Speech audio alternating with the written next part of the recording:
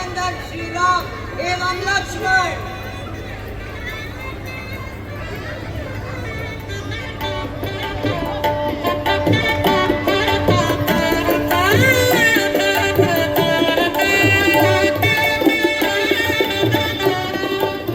आपका कल्याण हो राजन। यह मेरा परम सौभाग्य महर्षि विश्वामित्र। आज आपके चरण रस से जनकपुरी धन्य हो गई है। रघुकुल नंदन श्री राम और लक्ष्मण को स्वयंवर में साथ लाने के लिए मैं आपका हृदय से आभारी हूँ। मैं आप सबका हार्दिक स्वागत करता हूँ। अब स्वयंवर आरंभ किया जाए। मैं सबसे बड़ा शूरवीर हूँ, मैं जाऊंगा सबसे पहले। आप कहाँ जा रहे हो? पीछे हटिए राजा जी, मैं जाऊंगा सबसे पहले। सावधान! सावधान! यदि किसी ने आगे बढ़ने की चेष्टा की तो उसका सर उनके पे लौटने लगेगा। कर लीजिए चेष्टा। चेष्टा में चले जाइए और मेरा पराक्रम देखिए।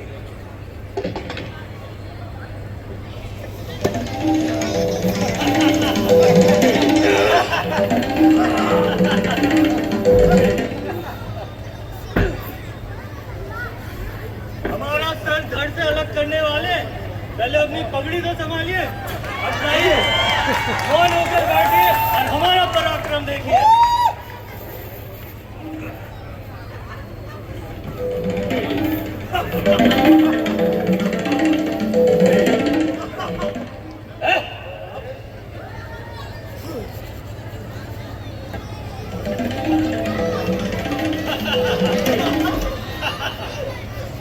जाइए जाइए आप जाइए।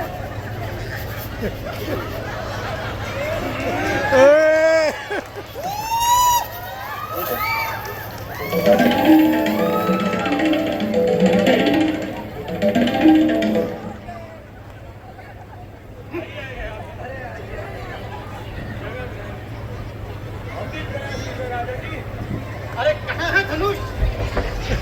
और कहाँ है कंचा? राजा जी, कहाँ है सीता? राजा जी, ये रहा धनुष और ये रही प्रत्यंचा। सीता तो बहुत दूर की बात है। अरे वो भी आ जाएगी। अरे पराक्रमी वीरों, तुम अपने कुल को लज्जित ना करो। अब मैंने तुमसे शिव धनुष की प्रत्यंचा चढ़ाओ। आगे बढ़ो। सब मिल के आओ।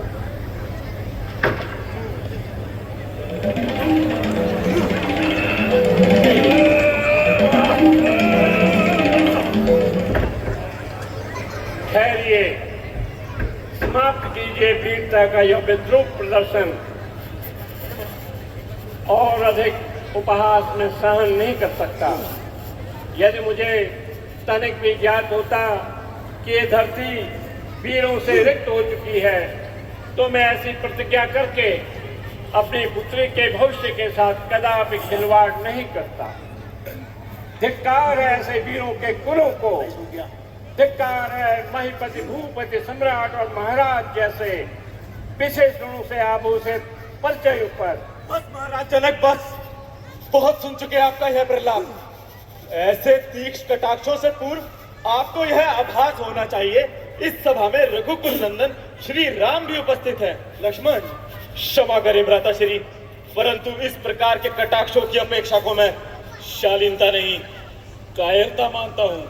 शांत वत्स, तुम्हारा क्रोध उचित है, परंतु राजा जनक का अभिप्राय तुम्हारा अपमान करने का नहीं था। उठो वत्स, आओ अपने वीर धर्म का निर्वाह करो। वैदेही के आशंकित मन को आश्वस्त करो। जो आज्ञा गुरुदेव।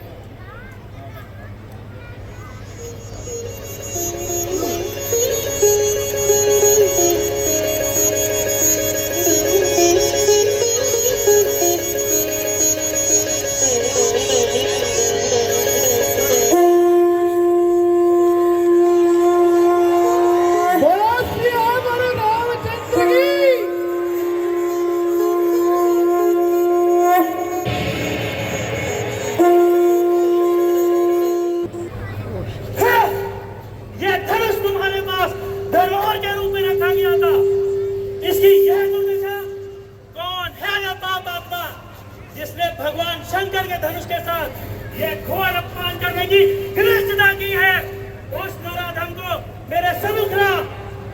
हे मुनिवर, एक जीर्ण धनुष के टूट जाने पर इतने अपशब्द? ऐसे तो अनगिनत धनुष तोड़े होंगे हमने बचपन में, तब तो किसी ने प्रताड़ित नहीं किया। कौशिक नंदन, जगत विख्यात शिव धनुष को यह निर्बुद्धि बालक बच्चों के खेलने की वस्तु समझ रहा है, क्या यह नहीं जानता? हम क्षत्रिय हैं, हमारे लिए धनुष केवल शस्त्र मात्र है, चाहे वो भगवान शंकर का हो या भगवान विष्णु का। विश्वामित्र, इस दंड छोड़ने को बताओ कि 21 बार इस धरती को क्षत्रिय विहीन कर मैं ब्राह्मणों को दान में दे चुका हूँ। हटाओ इसे मेरे सामने से, अन्यथा मुझ पर बाल हत्या का कलंक लग जाएगा। एक और कलंक से क्या अंतर पड़ेगा मुनिवर? कैसा कलंक? अंधी पितृभक्ति में जन्म देने वाली माता की हत्या को, और नहीं तो क्या कहेंगे साधु महाराज? बस बस बस, यदि तू अपनी माँ की कोख उजाड़ने पर ही तुला है तो आज मेरे इस कुठार से स्वयं काल भी नहीं बचा सकता। ले मर। ठहरिए भगवान, लक्ष्मण ने आपको कोई हानि नहीं पहुंचाई है, आपका अपराधी मैं हूं। महाराज जनक की प्रतिज्ञा का सम्मान करते हुए मैं इस धनुष की प्रत्यंचा चढ़ा रहा था कि अनायास ही शिव धनुष भंग हो गए। अब इस अपराध के लिए आप जो भी दंड देना चाहें मैं प्रस्तुत हूं। एक भाई दंडता की पराकाष्ठा, दूसरा नम्रता की प्रतिमूर्ति, किंतु यह प्रसंग शालीनता और नम्रता का नहीं है, शत्रुता का है। इस शिव धनुष को भंग करने वाला सहस्त्र बाहु के समान तेरा शत्रु है। उठा धनुष और युद्ध के मुझे। भगवान, आप हमारे लिए वंदनीय हैं, परंतु आपने मेरे क्षत्रिय धर्म को ललकारा है, अतः युद्ध के लिए मैं प्रस्तुत हूं। परंतु तात, यह स्मरण रहे, इस युद्ध में पराजय किसी की भी हो, अंत में विजय मेरी ही होगी, क्योंकि आपकी विजय भी तो मेरी ही विजय है। ठीक है राम, तुम्हारे और मेरे बीच यह युद्ध टाला जा सकता है। यदि शिव धनुष की ही भांति तुम मेरे धनुष की भी प्रत्यंचा चढ़ाकर दिखा दो तो। आपकी इच्छा मेरे लिए आदेश समान है भगवान। लाइए, इस धनुष की प्रत्यंचा तो मैं चढ़ा दूं, परंतु इस दिव्य धनुष की प्रत्यंचा चढ़ाने का परिणाम आपको स्वीकार करना होगा। ऐसा परिणाम? या तो धरती का वास छोड़ना होगा या स्वर्ग की आशा। ठीक है राम, मैं आश्वस्त हुआ। अब मैं सारा दायित्व तुम्हें सौंप कर सुख शांति से अपना संन्यास्त जीवन जी सकूंगा। तुम्हारा कल्याण हो, सबका मंगल हो।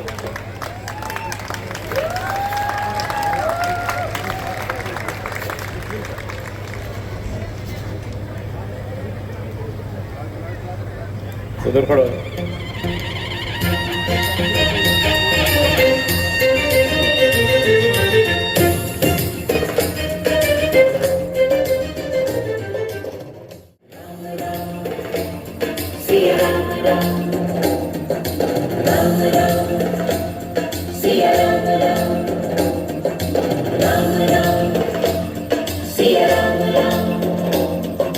राम राम सिया राम राम सिया राम राम सिया राम राम राम सिया राम राम सिया राम राम सिया राम राम राम सिया राम राम सिया राम राम सिया राम राम राम सिया राम राम सिया राम।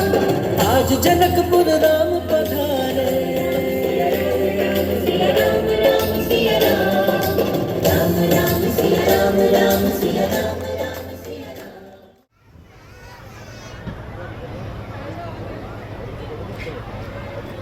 इतने ध्यान से एक तक क्या देख रही है जनक नंदिनी? कुछ विशेष नहीं आर्य। कुछ तो अवश्य है, जो मृगनयनी इतनी तन्मयता से खोज रही है। सत्य है आर्यपुत्र, कुछ उपाय उपचार बताए ना इन आंखों का। उपचार? क्या हुआ है आपकी आंखों को? मैं अभी राजवैद्य को। राज्य वैद्य नहीं आर्यपुत्र, उपचार तो आप ही को करना होगा। मुझे तनिक देखे तो क्या हुआ है आपकी आंखों में? विचित्र रोग है आर्यपुत्र। जब आप पास होते हैं आप ही को निहारती हैं, और जब अन्यत्र होते हैं आपकी बाट निहारती है। पलकों को झपकने का अवसर ही नहीं देती। सीते, आशा करते हैं आप अयोध्या के इस नए वातावरण और परिवेश में सहज ही अभ्यस्त हो रही हैं। आर्यपुत्र, यह शंका क्यों? क्या आप नहीं जानते, मेरी मिथिला और अयोध्या दोनों वही है जहां आपका सानिध्य प्राप्त है। कुलगुरु वशिष्ठ भवन में प्रवेश कर रहे हैं। श्री चरणों में सूचना निवेदन करने का आदेश दिया है। गुरु वशिष्ठ यहाँ, तुम जाओ, हम द्वार पर ही आ रहे हैं। जो आज्ञा रघुकुल नंदन।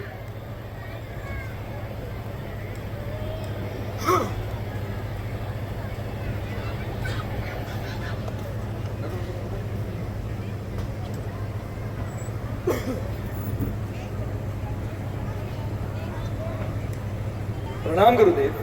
कल्याणमस्तु, सौभाग्यवती भव। आपके चरण रज से मेरा भवन पवित्र हो गया। आपने आज्ञा दी होती तो हम स्वयं ही आपके चरणों में आ जाते। नहीं वत्स, इसमें तुम्हारा दोष नहीं है। मैं ही अपनी प्रसन्नता और आवेग पर नियंत्रण न रख पाया और तुम्हारी दिनचर्या में बाधा डालने चला आया। नहीं नहीं पूजनीय,